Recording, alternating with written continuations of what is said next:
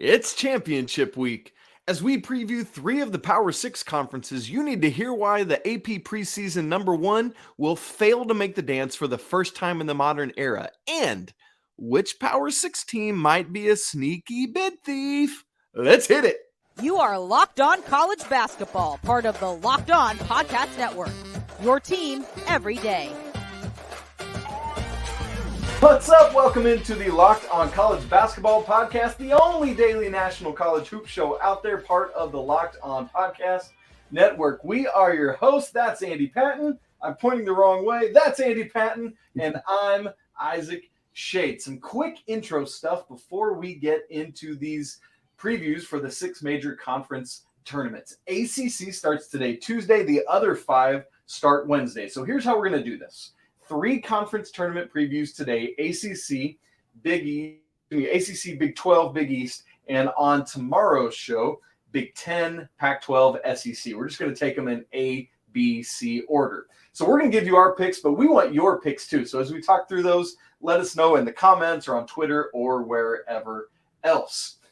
So as you think through this, what are bubble teams trying to do? As we talk about this, that's what you need to keep in mind, because it's not just about winning more games in these conference tournaments. It's about winning the right games. So you want the right team to show up in your bracket, in your path on the way, because you want quad 1 opportunities. Or better yet, Andy, you know what these teams could do is get out of their season-long mediocrity, take the decision out of the selection committee's hands, and just go win your whole conference tournament. That way they don't have a choice. Now, as these teams are thinking about getting quad 1 wins, here's how this looks on a neutral court, because all these games are obviously on neutral courts. Quad 1 wins are teams ranked 1 through 50 in the net. Quad 2, 51 through 100, and nothing else matters beyond there because it's just games you can't lose. So that's what you're looking for, is beating teams that are top 50 in the net. And Andy, P.S., as I'm looking around the country at all these mediocre resumes for these bubble teams, it is a ringing endorsement to not expand the NCAA tournament. We don't want to get into that today, but come on. This thing needs to be where it is right now. So, Andy, here we go. We're going to start with the ACC, which is the lone Power 6 tournament to start on Tuesday. You get the bottom 6 teams playing that day. None of these teams are in bubble conversation, so we're just going to leave them behind and move along. Sorry about you, Boston College, Louisville, Virginia Tech, Notre Dame, Georgia Tech, and Florida State. We're not discussing you other than that half a second I just said your name. Now, we get into it actually on Wednesday because that we begin some bubble teams entering into play. And that would be the 8-9 game Syracuse versus Wake Forest. Neither of them are really in bubble conversation. But Pitt plays against the Florida State, Georgia Tech winner. UNC plays the Boston College, Louisville winner, so Boston College. And NC State plays the Virginia Tech, Notre Dame winner. Here's the thing about Wednesday. None of these games help these teams. It can only hurt them. So their goal, Pittsburgh, North Carolina, NC State, just go out and win games. Thursday quarterfinals, that's when the top 4 teams get in, and that's when you can start picking up quad 1 victories. The problem is that Clemson, who's the 3rd seed, is not in the top 50, so that's not a quad 1 opportunity. So the locks for the NCAA tournament. There's only 3 right now in the ACC, which is wild, Andy. Virginia, Miami, Duke. And then we get into these bubble teams, and that would be NC State, Pitt, Clemson, and North Carolina. Those are the teams in contention. Andy, what are you looking at with those 4 teams? Yeah, it's interesting because I think that they're all in slightly different positions right now. You know, you look at where North Carolina is, like they don't have the luxury of like, well, let's just win one game. Maybe we can win 2 games and lose after that and we'll be fine. Like that's not the position the Tar Heels are in. The Tar Heels, they need to win them all. They need to win every single game that they play in the ACC tournament, getting to the championship, playing, you know, a team like Miami really, really close and losing in overtime. Like maybe you can keep your fingers really, really crossed that that's enough for you to get into the big dance. But I wouldn't want to put it up to that. If I was North Carolina, I think you're winning this tournament or you're playing in the NIT. I think that that's the reality of the situation for the Tar Heels right now. And I think trying to think about it any other way for North Carolina fans or for the players or the coaches, you can't. I think you have to assume that you have to win every other game. The rest of these teams, not necessarily in that position. Clemson might be. They might be. Clemson is. Yeah, I think Clemson's worse off than Carolina right now, honestly. Yeah, Clemson probably needs to win every single game. Pitt, not necessarily in that situation. They obviously can't lose their first game. They got to be either Florida State or Georgia Tech. That almost goes without saying. They will likely do that. If they do that, it probably puts them in the spot, but then they got to match up against Duke. If you're Pitt, why not win that game? Why not make it a little bit easier on yourself? Go take care of that business. North Carolina State, similar-ish situation. Clemson's not going to be a quad one win, assuming they play them. If they beat that team, that helps their resume, puts them in a better spot. It certainly pushes Clemson all the way out of the conversation, which is probably what's going to happen for them anyway. But I think North Carolina State is in a safer position, and I also think they're the team, one of the teams that has the biggest chance of making a legitimately deep run here in the ACC tournament. Yeah, that's absolutely true. And I think the reason I would put Clemson further behind North Carolina is that North Carolina has taken care of its business against Q3 and Q4 opponents. They're 12-0, whereas Clemson has, Andy, 4 losses in quad 3 and quad 4. And that's you can't do that. Yeah, you just like at some point the losses have to matter. It's just not about, it's not just about good wins. Yeah. So that's Clemson's big bugaboo. And also we should also mention Alex Hemingway had emergency appendectomy surgery on Monday. Best go out to him. But as for the Clemson basketball side of it, that is not going to help them win games, and it's not going to help their opponents because they're already not a quad one win. So, Andy, here's what we want to do with each of these conferences. We're going to give our dark horse picks. We're going to give our actual picks. We'll give both the participants in the championship game, who we think's going to win it, and our tournament MVP, because that's always interesting as well. So, Andy, as you look at this ACC bracket and how it comes together, who is your dark horse pick to win this ACC? Well, I'm going to make a lot of your listeners happy here, Isaac. I'm going to pick the Tar Heels. North Carolina Tar Heels, I think, are my dark horse pick. They're 7 seed coming into the ACC tournament. So much has been made about their struggles this year. The struggles of the playing the front court duo of Armando Bacot and Pete Nance together has been an issue for them. Of course, the backcourt, the alleged issues between Caleb Love and RJ Davis, whether those were actually true or not. I think it is clear that they were struggling to play together. There was issues with shot selection, shot creation, all that stuff. But at the end of the day, this is a really, really talented North Carolina team. They returned 4 of the 5 starters that went to the national championship game last year. Losing Brady Manek and replacing him with Pete Nance hasn't been as fluid of a transition as I think many Tar Heels fans would have thought that it was. But this is a team that has absolutely proven they're capable of beating every single team in the ACC. Will they string it all together over a week, put themselves in the NCAA tournament with some momentum, a lot like they did last year under Coach Hubert Davis? That remains to be seen. But if you're talking about dark horse teams who could win the ACC tournament, it's pretty rare that the 7 seed in the tournament going into it was the number 1 team in the country back in November. But that's the case we're in right now with North Carolina. Yeah, absolutely. Honestly, the bracket breaks down not too bad for them. There's great opportunities to do it. The question is, 4 games in 4 days, not playing much bench? Ooh, that's a tough task. For me, I'm going to stay in the state of North Carolina for my dark horse, but I'm heading down the road to Raleigh. Give me the Wolfpack as my dark horse pick. I have loved what they've been able to do. Obviously, getting Traquavion Smith back is huge, but man, their transfers is what has made all the difference around him. Guys in particular, like Jarkel Joyner and DJ Burns. Wolfpack are my dark horse pick to win this thing. But in terms of who we actually think would do it, Andy, I really, really wanted to be able to say the championship game will be Miami and Duke. Unfortunately, they're the 1 and 4 seeds. But I think the team's playing both the best basketball. So the semifinal potential is what I would have as my championship. But legitimately, NC State, not just my dark horse pick. I'm going to have them versus Miami in the championship game. I also have my dark horse team in the championship game, and I picked the game that most people want to watch. A lot of people are going to roll their eyes and say this is the last game that I want to see come out of the ACC, but UNC Duke, let's run it back. Let's bring the rivalry back. Let's put it back on the national stage in a major way. UNC has obviously struggled against Duke this year. I think you said they failed to score 60 points against them both times they played this year. Let's try it a third time. Let's see what happens with this young, but starting to peak at the right time Duke team and this more experienced veteran North Carolina team that has nothing to lose going into the ACC tournament. I think that's going to make this a really, really fun game if these two teams are able to advance enough to play each other in the championship. And so then coming out of that, give me Miami, the Hurricanes, as your ACC tournament champs, coming out with Isaiah Wong. Point guards rule march. And so he is my pick for conference tournament MVP. What about you, Andy?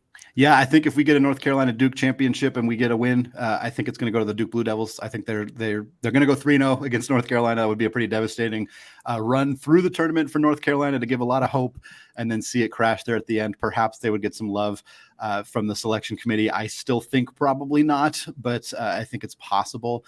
For me, this is maybe a dark horse pick for tournament MVP, but Mark Mitchell has been playing some really, really good basketball for Duke lately, and I think there's a chance that if the Blue Devils emerge as the ACC tournament champions out of the 4 seed, that it's because of some really, really good ball from Mark Mitchell, and I think he could end up being your ACC tournament MVP. Love it. Well, Isaac, the depth of the Big 12 makes it so that just about any team could win this tournament. Anybody could win this tournament. What does that spell? It spells a wild, wild week ahead in Kansas City. Who emerges? We're going to discuss that in just a moment. But first, today's episode of Locked On College Basketball is brought to you by Built Bar.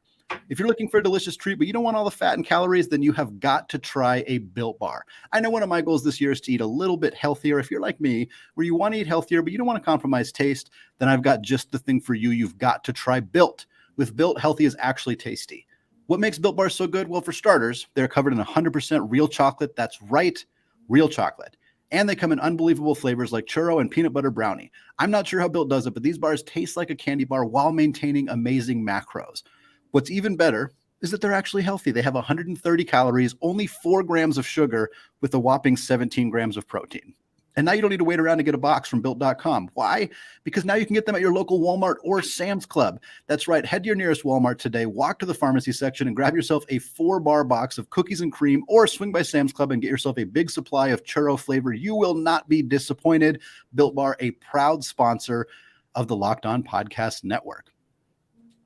All right, Isaac, Big 12 tournament preview. This is the big one. This is the dominant force in college basketball right now. The Big 12 going to put 7, potentially 8, maybe 9 of their 10 teams into the NCAA tournament. We have good basketball all the way through. We talked when we were discussing the ACC about how the first 3 games just kind of don't matter. They're not particularly relevant. You don't get that when you're talking about the Big 12. The first game that's going to take place in the Big 12 tournament is between number 8 seeded West Virginia, number 9 seeded Texas Tech. That's a good basketball game between probably at least one NCAA tournament team, maybe 0, depending. Certainly if West Virginia does not beat Texas Tech, then we're probably not looking at a tournament team in that group. Then you get Oklahoma State versus Oklahoma, another fantastic game there. And then as you get into the quarterfinals, Baylor versus Iowa State, another matchup. We've seen Iowa State dominate that series so far this season. Winner of West Virginia or Texas Tech will play Kansas. Oklahoma State and Oklahoma, that winner will play Texas. And then you get Kansas State versus TCU before you get into the semifinals, and then the championship, which will take place Saturday, 6 p.m. Eastern time on ESPN. Isaac, I count 6 locks. Yes. 6 locks in the Big 12 right now. Baylor, Iowa State, Kansas State, TCU, Texas. Locked in. After that, you still got a couple bubble games going on. We talked about West Virginia. They need to beat Texas Tech. There's no debate about that. If they lose to Texas Tech, they're right on that bubble. They're going to have to kind of hope that some other things fall their way, but they still might end up getting in. However, if they beat Texas Tech, that's going to help their odds significantly. Oklahoma State, they got to beat Oklahoma. There's no opportunity for them if they lose to the worst team in the Big 12. If after that, if they beat Texas, that's going to help a whole heck of a lot for them as well. Isaac, want to talk to you about who your dark horse pick is, knowing full well that there's not really a lot of dark horse teams in the Big 12. There really aren't, Andy. And I even thought as I looked at the bracket and thought about it, I was like, honestly, there's not a dark. I mean, like, and it's funny the split we have here. I'm looking at the bracket right now. Those 6 locks are all the top 6 seeds, and they play on Thursday. The bottom 4 is where the questions are at. And so I just don't see a dark horse coming out of those bottom 4. But I'll go with the team seeded 6th. That's about as low as you can go for one of the teams that gets a bye through to the quarterfinals. Give me TCU as my dark horse. This is a team that, with a healthy Mike Miles for the majority of the season, I don't think would be sitting here as the 6th seed in the conference. I don't know that they would have jumped Kansas or Texas, but they would not have been 6th for sure. And so same with, having let Eddie Lampkin in and out for the past couple of weeks. I just think with some time to get off their feet this week and get a little bit healthy, that I am going with TCU as my dark horse pick. Well, Isaac, I've kind of been debating who I'm going to pick here because I think you're right. You're like, oh, the 4 seed is typically a dark horse pick. The 4 seed in the Big 12 is Baylor. If I got on here and told you that my dark horse pick to win the Big 12 was Baylor, you all would laugh at me, justifiably so. That is not a dark horse team. I don't think Iowa State's a dark horse team, certainly not Kansas State as the 3 seed. I thought about putting Oklahoma State. In fact, I had Oklahoma State written in my notes, but you just changed it. I just changed it. I love it. I don't see Oklahoma State making enough noise. They haven't beaten very many good teams. They've beaten Iowa State a few times. That's great, but I just don't think they have the horses, for lack of a better term, there in order to make a run here. So I'm going to go with TCU as well. I know it's boring. Yeah, they don't have the Cowboys to do it. I'm going to go with TCU as well. I think for the same reasons you listed, a lot of their struggles this year were with guys being hurt, guys not being in the picture. I think this is a team that, while 6th in the Big 12 is far from bad, I think that they have proven at times this year that they can play even better than that.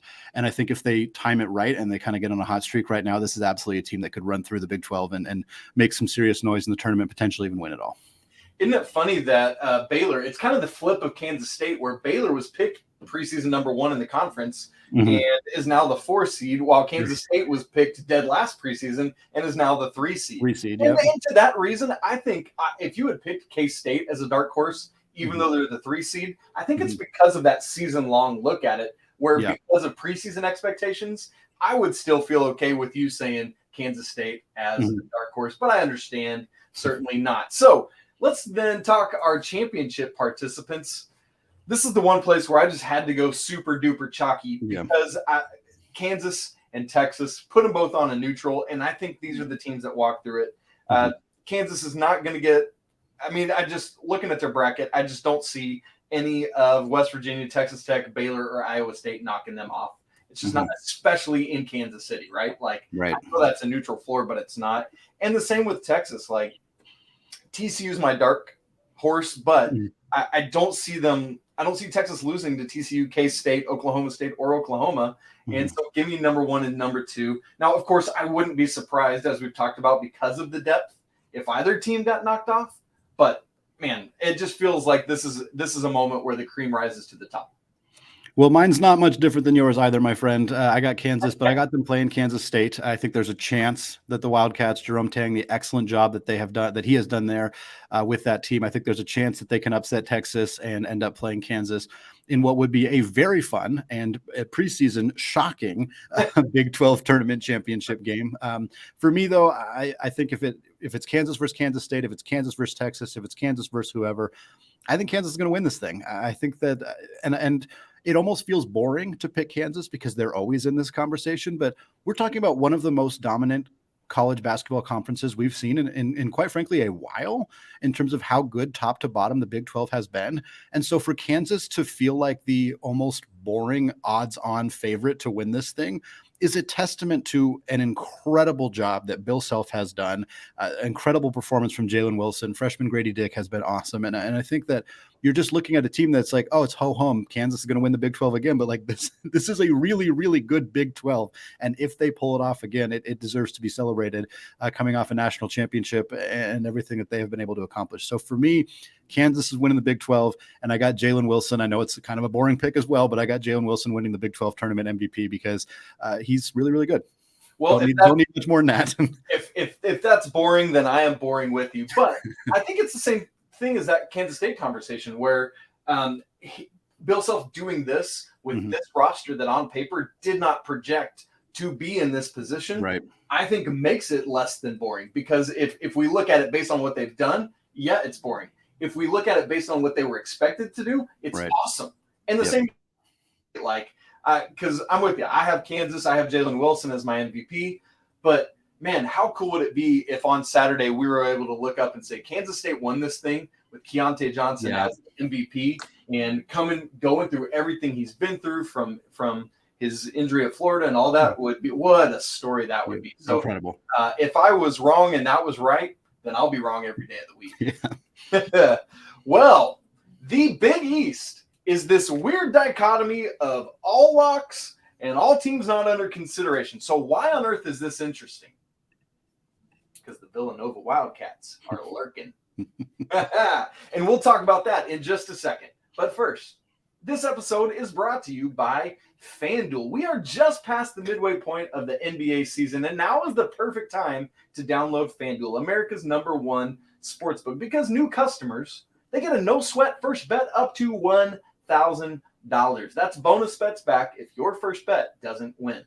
So download the FanDuel Sportsbook app. It's safe, it's secure, and it's super easy to use. And you can bet on everything from money line to point scores to whatever else throughout the rest of the season. Plus, FanDuel even lets you combine your bets for a first chance at a bigger payout with same game parlay. So don't miss your opportunity to get that no sweat first bet up to $1,000 in bonus bets when you go to FanDuel.com/locked-on. Once again, that's FanDuel.com/locked-on to learn all about it.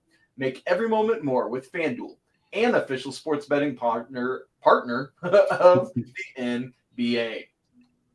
So, Andy, the Big East does have this weird balance. The Big East has 11 teams in it. The teams that are locks, they are locks, and there's 5 of them. The teams that aren't in bubble conversation are not in bubble conversation, and there's 6 of them. So those 6 teams out of conversation all play Wednesday. The 5 locks all play Thursday. So Wednesday, you've got St. John's, Butler, DePaul, Seton Hall, Georgetown, Villanova. They're not making the NCAA tournament unless they win this conference tournament. I mean, that's just where we're at on it.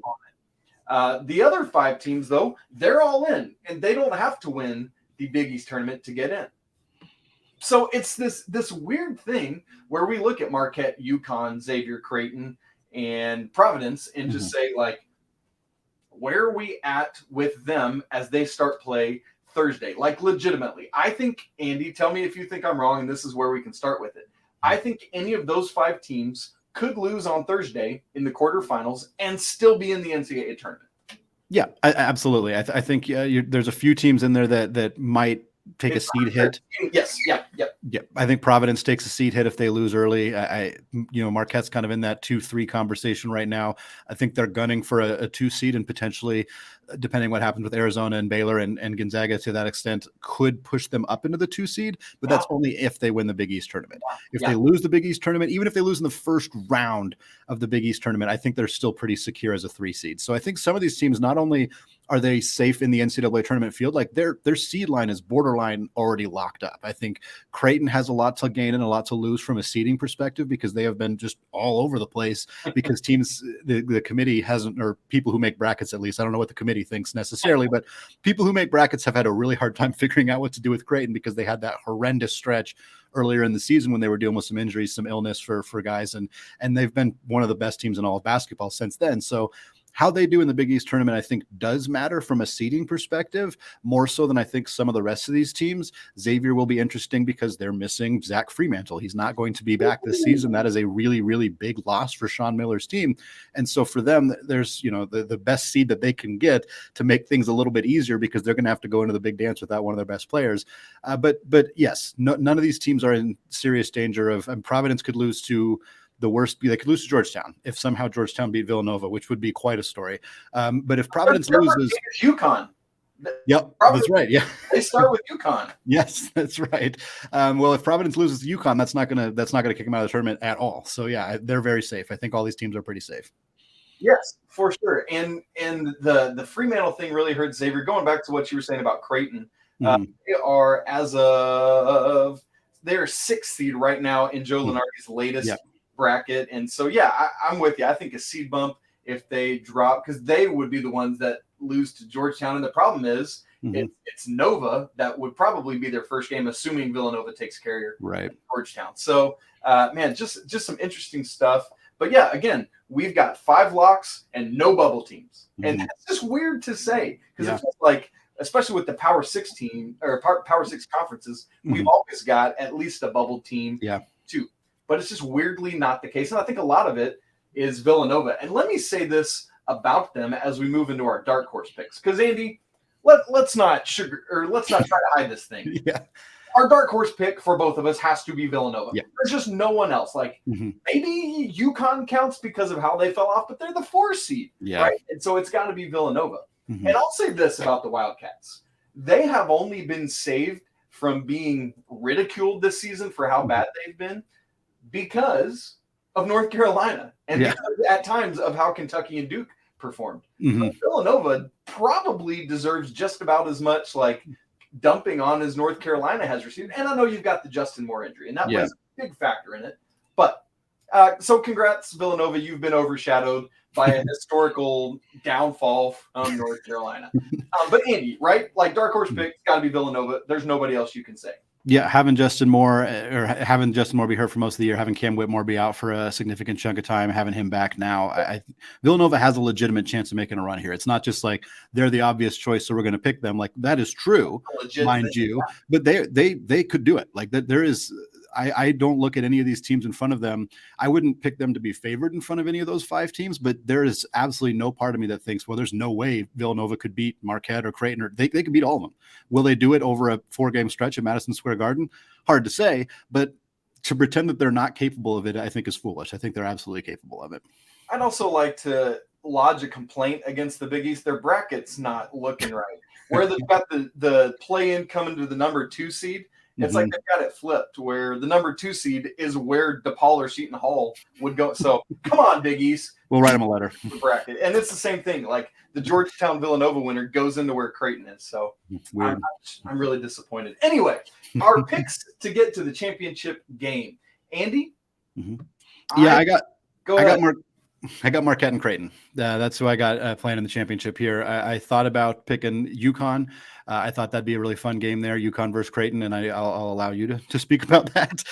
But Marquette versus Creighton is the game that I have. I think Creighton's playing really, really good basketball right now. Having Kalkbrenner back, having Ryan Nembhard playing the way he has, Baylor Shireman has been fantastic. I think that's a really good team. But Marquette is one of the best offensive teams in the entire country. They struggle on the defensive end of the floor, which makes an interesting dynamic for a game against Creighton, a team that is also very, very talented offensively. But Shaka Smart has done just an extraordinary job this year. And I think these are two of the best, maybe the 2 best teams. I think you could make an argument that Creighton, the way they've been playing lately, is maybe the 2nd best team in the Big East. And I think a matchup between those 2 teams would be extraordinarily fun for a championship game.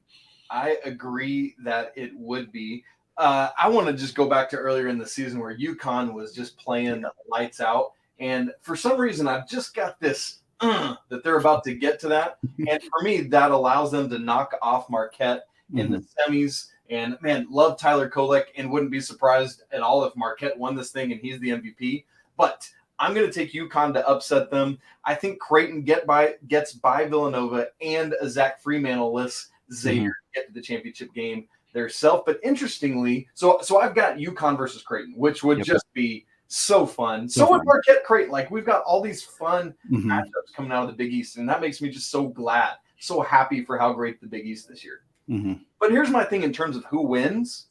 As I look at the bracket, I just feel better about whichever team comes out of the top half versus whoever comes out of the bottom half. So be it Marquette or UConn, which I think it'll be, I think they beat Xavier or Creighton or Villanova, whomever it is that comes out. So since I've got UConn in the championship game, I'm taking UConn to win and my man Adama Sanogo as the MVP of this tournament.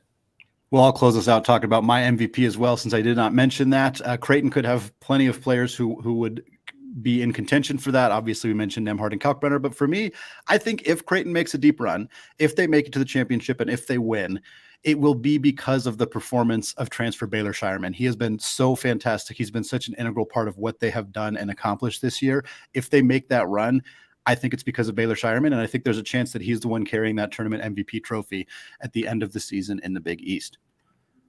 All right, Isaac, 3 of our Power 6 conferences done and dusted. We have talked about them. Wednesday, we're coming back at you with SEC, with Pac-12, with Big Ten, fun stuff all coming your way. Make sure you leave us a review on iTunes. Follow us, subscribe to us on YouTube. You can find us Locked On College Basketball there. You can find us on Twitter at Locked On College Basketball. We would also love to hear your picks. If you don't think it's going to be Creighton, if you don't think Villanova can make a run, if you disagree about Kansas winning the Big 12 for some reason, let us know. Drop us a comment on YouTube. We very much appreciate hearing all of your thoughts and insights. Fun week of college basketball coming your way. We got plenty more great content coming here on the Locked On College Basketball podcast as well. For now, Isaac, peace out. Peace.